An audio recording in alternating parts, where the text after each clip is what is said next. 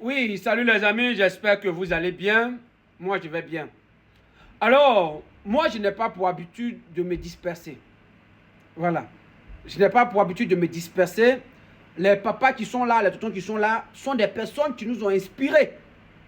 Sont des personnes quelque part qui ont mené des actions qui ont fait que le PDCI aujourd'hui est ce qu'il est. Donc, on ne va pas venir les invectiver. On ne va pas venir, d'accord, leur manquer de respect. Toutefois, il y a un adage chez nous les amis qui dit que si la vérité, la vraie vérité, se trouve dans les entrailles de ta génitrice et que tu les enlèves d'une façon un peu indécente, tu n'aurais pas commis d'inceste. Tu n'aurais pas commis d'inceste. Ce que je veux dire par là, c'est quoi? Ce que vous reprochez au PDCI-RDA, il faut l'exposer. Ce que vous reprochez au président du PDCI-RDA, il faut l'exposer. Mais il ne faut pas venir jeter le PDCI-RDA à la verdict populaire. Vous avez été élu. Même si certaines personnes sont en train de dire que vous avez été élu par vos propres moyens. Je voulais parler au maire, député maire du plateau. Combien de fois, ce n'est pas à cette élection, mais l'élection précédente, combien de fois le PDCI, et surtout, nous les jeunes, nous sommes mobilisés. Lorsque le monsieur Fabrice, là, Savognon Fabrice, voulait lui voler sa victoire au plateau, combien de fois nous sommes levés pour lutter pour que ce monsieur-là soit donc déclaré élu député du plateau. Tout dernièrement, vous êtes allés tous les trois sous la bannière du PDCI-RDA. Mais aujourd'hui, c'est quoi la raison qui justifie que vous ne vouliez plus, ou du moins vous ne voulez pas appartenir au groupe parlementaire PDCI-RDA alors que vous avez été élu sous la bannière du PDCI-RDA? Nous sommes jeunes, nous voulons suivre vos traces. Nous avons besoin que vous clarifiez le point, que vous expliquiez. Le président Tidjane Thiam n'est pas quelqu'un de fermé. Ce n'est pas quelqu'un qui est recroquevillé sur sa position.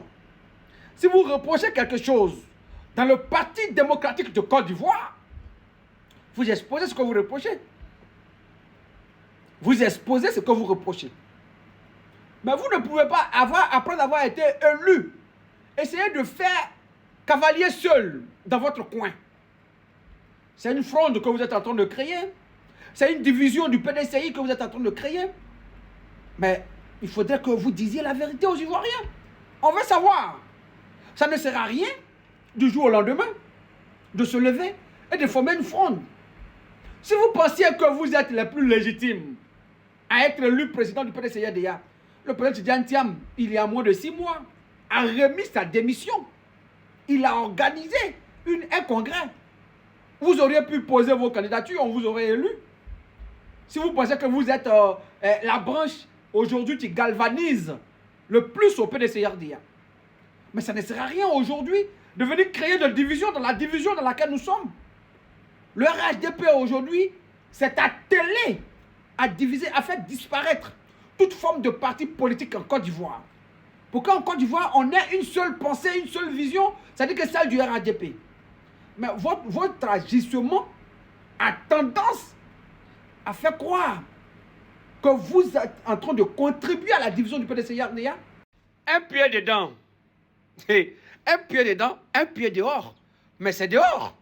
Tu ne peux pas dire que oui, non, moi je suis toujours PDCI-RDA, mais je ne veux pas appartenir au groupe parlementaire du PDCI-RDA. Ça n'a pas de sens. Ça n'a pas de sens. Tu ne peux pas dire je suis LFI, mais je ne veux pas être dans le groupe parlementaire de LFI. Je suis Rassemblement National, mais je ne veux pas appartenir au groupe parlementaire du Rassemblement National. Ça n'a pas de sens. Ça n'a pas de sens. Il faut venir dire clairement qu'est-ce qui ne va pas. Ou alors, vous déposez vos cartes de militants du PDCI-RDA et vous ne fatiguez pas les gens. Vous ne fatiguez pas les gens, vous êtes des grands garçons. Il faut poser le problème clairement. Qu'est-ce que vous voulez? Vous voulez la tête du PDCI-RDA? Si c'est le cas, vous savez comment on fait pour avoir la tête du PDCI-RDA? C'est à l'occasion d'un congrès. Ça s'est passé sur vos yeux. Vous avez laissé passer. Jean-Marc Yassé, lui, il a été candidat. Il a eu 2%, je crois. Et il a eu 2%. Donc, normalement, le débat est clos. Vous attendez le prochain congrès, vous présentez. Pourquoi la dernière fois, vous n'êtes pas allé en indépendant?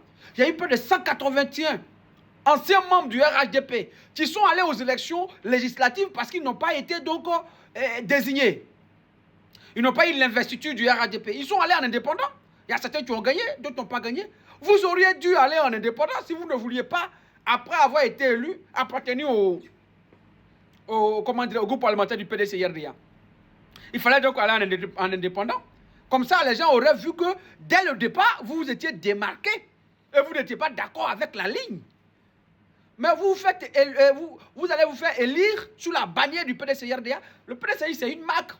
Vous pensez peut-être que vous avez battu campagne avec vos propres moyens et consorts, et donc c'est pour ça que vous avez été... Non, le PDCI aurait mis un candidat dans votre circonscription, certainement que vous ne serez pas élu. Parce que la bannière, la marque PDCI, ça compte. Donc ce que vous êtes en train de faire quelque part, ça s'appelle de la tricherie. Hein? Ça s'appelle de la tricherie. C'est pas bien. Et donc j'espère que vous allez revenir à la raison, cher papa, chers oncles, chers tontons, et que le PDCI va rester le parti qu'il a toujours été. Ce n'est pas parce que le président n'est pas là que le parti ne doit pas avancer. Au contraire, c'est vous qui devriez faire en sorte qu'on sache que le président, même à son absence, le parti, c'est une institution qui peut subsister. À bon entendeur, salut. Que Dieu vous bénisse, chers parents, et que Dieu vous bénisse, nos trois frondeurs et papa. Je vous remercie.